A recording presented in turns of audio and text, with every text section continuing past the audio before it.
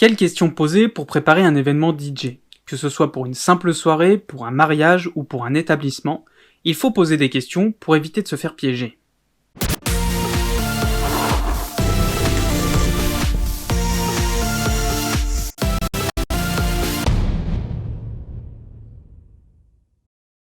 Bonjour, c'est Vicinco et bienvenue sur cette chaîne où on parle d'événementiel.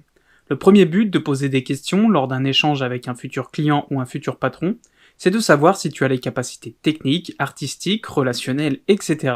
pour réaliser ce que l'on attend de toi.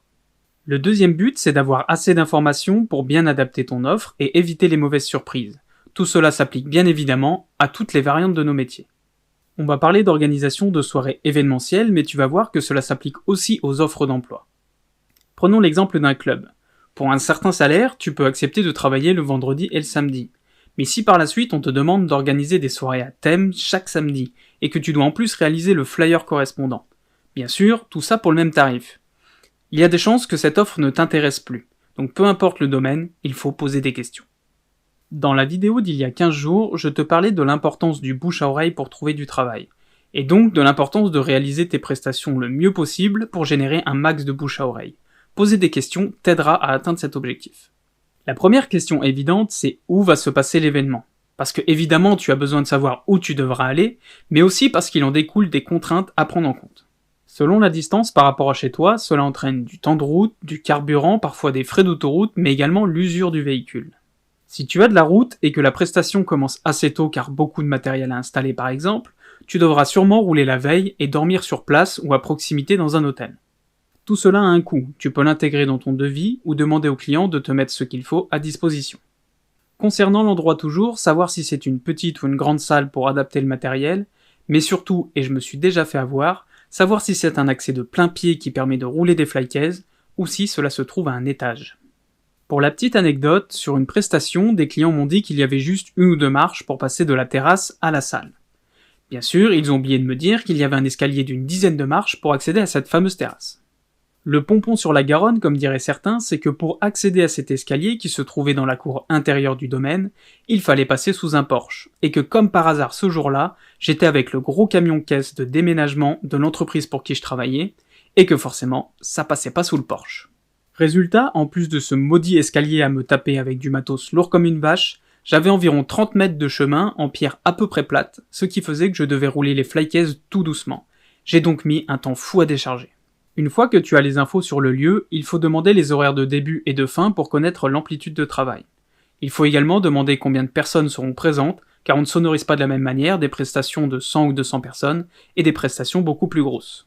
Détail important, savoir si tout se passe dans la même salle, ou si le repas et la soirée dansante sont dans deux endroits différents.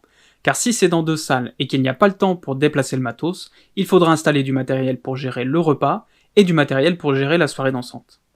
Il faut aussi demander aux clients quelles sont leurs attentes, que ce soit du côté de l'animation micro, de la sélection musicale, ou de toute autre idée qu'ils pourraient avoir en tête. Cette partie est d'ailleurs valable lorsque tu postules pour un établissement. La plupart du temps, le responsable ou le directeur artistique sait ce qu'il veut, et il te faudra respecter ses envies. Parfois, pour les établissements, mais également pour les événements, on te demandera de proposer ton style, mais attention de ne pas l'imposer inutilement car tu risques de perdre le client. Avec tout ça, tu peux établir si tu as les capacités de répondre entièrement à leurs attentes. Tu peux fixer un prix en fonction du temps à passer, du matériel à louer, etc. Ensuite viendra les questions liées à l'organisation même de l'événement. Cela peut se faire dans un deuxième temps, lors d'un entretien à une date plus proche de l'événement, car cela permet au client d'avoir déjà un maximum de choses de calées. Il faut reprendre les différents horaires clés de l'événement, car ceux-ci peuvent avoir légèrement évolué entre temps. Leur arrivée sur place, le cocktail, le repas, la soirée dansante, mais également la fin de soirée, en fonction de si l'endroit a une heure imposée pour couper la musique. Il va falloir demander si des morceaux de musique sont nécessaires pour des moments clés de l'événement. C'est particulièrement le cas en mariage, car on en a souvent pour l'entrée des mariés, pour la présentation du gâteau, voire de la fontaine de champagne, pour leur ouverture de bal, etc. Il y a le cas également dans certains établissements qui ont des sortes de traditions liées à l'établissement. Parfois pendant la soirée, mais souvent c'est le morceau qui annonce la fin de soirée qui peut être toujours le même, et que les clients sont habitués à entendre. Il ne faut pas hésiter à demander si des choses particulières ont été prévues et auxquelles on pourrait apporter notre aide. Par exemple, la diffusion d'une vidéo qui nécessiterait un vidéoprojecteur et de diffuser le son, ou alors une activité prévue pour les invités et pour lequel il faudrait faire des explications au micro. L'intérêt, c'est de savoir si tu as besoin de matériel supplémentaire pour les réaliser, et si tu ne peux pas, de prévenir les clients afin que eux s'organisent.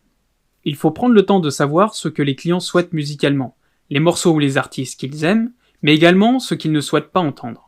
Dans la catégorie des morceaux qu'ils ne veulent pas entendre, il faut leur demander s'il y a des morceaux qui leur rappellent de mauvais souvenirs.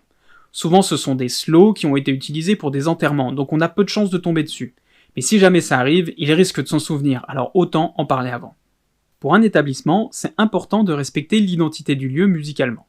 J'ai bossé dans un bar latino, et quand je suis allé à l'inauguration de ce bar, c'était un jeune DJ qui jouait, et la première musique que j'ai entendue en entrant, c'était de l'électro, de mémoire un David Guetta.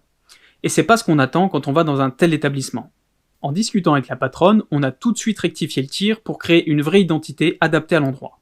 Peu importe le style ou l'époque des morceaux joués, ils devaient tous avoir une connotation soleil et grand public. Résultat, ce bar a fait un carton avec une super clientèle. En fonction de l'amplitude horaire de l'événement, il va se poser la question de ton repas. Il y a des DJ qui le gèrent eux-mêmes, et d'autres qui demandent aux clients de prévoir le nécessaire. À toi de choisir ton équipe. Pour info à ceux qui débutent, c'est très courant notamment en mariage que ton repas soit géré par les clients. Les traiteurs ont souvent des repas qu'ils appellent repas prestataires, pour les DJ, photographes, babysitters, etc. Ils sont un peu plus simples que ce que mangent les clients, et ils sont facturés moins cher. Sur des prestations de séminaires d'entreprise, c'est également souvent le cas. On installe le matos, on mange, et on réalise la prestation. Tout ça, c'est la base. Si tu as créé des services particuliers, il va falloir demander s'il y en a qui les intéressent. Ça peut aller de la mise en place de photobooths à la création d'une ouverture de bal personnalisée. Tout ce que tu sais faire et qui est pertinent pour la prestation, il faut le proposer, car cela augmente souvent la rentabilité d'une prestation. Pour te simplifier la vie et ne rien oublier, fais-toi un document pré-rempli avec toutes les questions que tu juges importantes. Ce document te permettra aussi lors des rendez-vous d'avoir un fil conducteur dans un ordre logique pour une discussion fluide avec tes clients. Quand on débute, je sais que la tentation de faire des soirées même quand celle-ci semble trop compliquée est grande, car on a envie de remplir notre planning. Mais il faut savoir dire non. Aller au casse-pique ne sert à rien. Tu risques de mettre en péril ton bouche à oreille et c'est vraiment à éviter.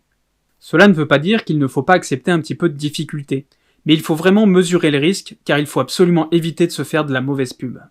Tout ça est assez logique pour ceux qui sont déjà en activité depuis quelques temps, mais ça permet à ceux qui veulent se lancer ou qui débutent d'avoir une meilleure vision de la partie préparation. Si tu as des questions, pose-les dans les commentaires, et n'oublie pas que le plus important n'est pas ce que tu as, mais ce que tu en fais.